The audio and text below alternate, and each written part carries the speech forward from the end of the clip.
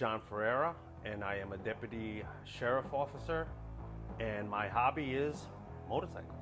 I think when I was a kid, we used to vacation in Portugal, and I had a cousin of mine who used to sit me on top of his tank and no helmet. The roads were cobblestone, and he used to get on it, and I used to grab the middle of the handlebars. It was something, I think that's what ignited the feeling of being free. Just the smell of the wind hitting your face, having total freedom, I think is what ignited something in me, which I didn't know till years later. So I got my first motorcycle in 1998, which was actually the year I took my motorcycle license with a friend of mine. Didn't have enough money for a Harley, so I decided, you know what, maybe get a starter bike, and sure enough, a couple of weeks later, I had seen one for sale. I called the gentleman, made an offer, and I bought my first bike, which was a 1982 Yamaha Virago 750. So anybody who rides a motorcycle knows we're known as no cages. No cages meaning when you're in a car, you're surrounded by metal. When you're in a motorcycle, it's you.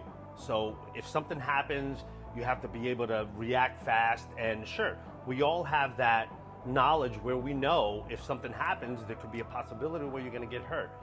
For me, I tell people all the time, the fear that some people have for not getting on the motorcycle is past a certain point. My enjoyment of freedom to ride one passes that fear, and that's why I'm able to get on one and enjoy the ride. There was some type of fascination for the Harley Davidson, and I look back and I'm like, wow, the first Harley Davidson I ever bought was a 100th anniversary Harley Davidson. So it's a Harley Davidson Heritage Softail, FLSTC. I own a motorcycle that's 100th anniversary. That puts me in the mindset of somebody decided they were gonna take an engine and stick it on a frame, a bicycle frame, add two wheels, and Harley Davidson was launched. And I just thought back in the day, that was iconic. I enjoy looking at them, riding them, so I would go somewhere and be like, oh, this one's pretty cool, and I would buy that one. Or this is pretty cool, oh, this one's made of wood, or this one's made of metal. This one has nuts and bolts on it. Well, this one's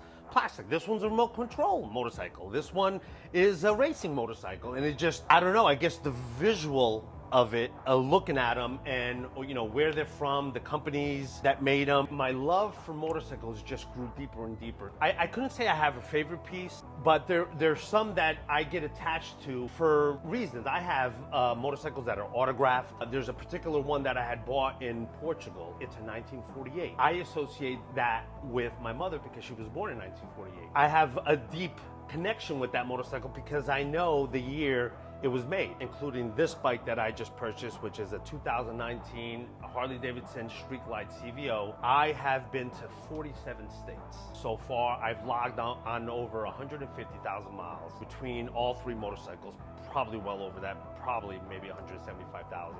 I'm missing Louisiana, Alaska, and Hawaii. My goal is to forever tour the US on a motorcycle. When you have somebody in the back and this person enjoys riding just as much as I do. My girlfriend sometimes gets more overjoyed than I do because I could see just the smile and the pleasure she gets of being in the back and seeing what we both see. If there's one thing you could say to Harley Davidson, what would it be?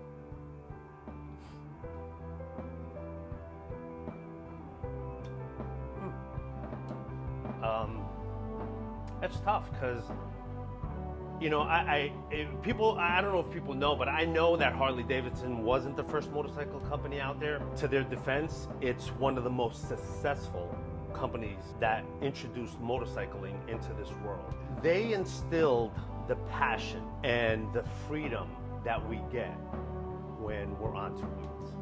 And if there was anything I'd like to say, it was probably just thank you for never giving up.